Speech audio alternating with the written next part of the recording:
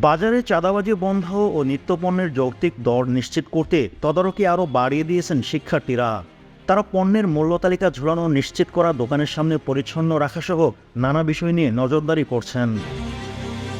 শুক্রবার রাজধানীর রাজাবাজার, কাউরান বাজার, মিরপুর ১ সহ বিভিন্ন বাজারে দেখা গেছে শিক্ষার্থীদের তৎপরতা।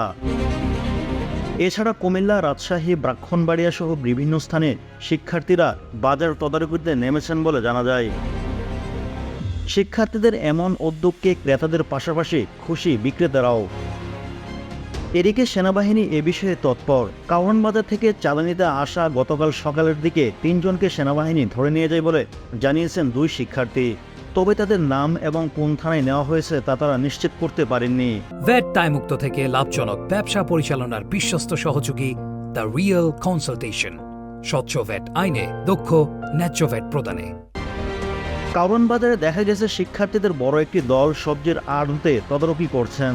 তারা তদারকি করছে ফুটপাতের ফলের দোকানগুলোতেও।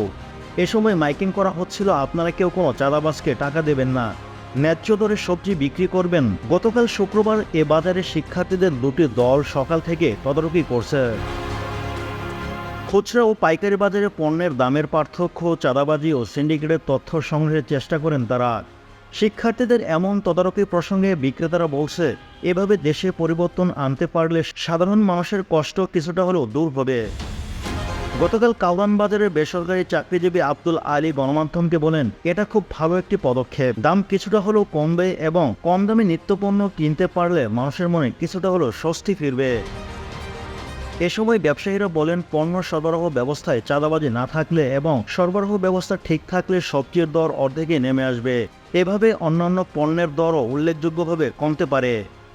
এ বিষয়ে জাতীয় ভোক্তা অধিদপ্তরের মহাপরিচালক HM শফিকুজ্জামান বলেন, সবজি বাজারে ব্যবসায়ীদের কিছুটা হিডেন কস্ট ছিল, কয়েকদিন ধরে তা দিতে হচ্ছে না তাদের, সেজন্য দাম এখন নিম্নমুখী।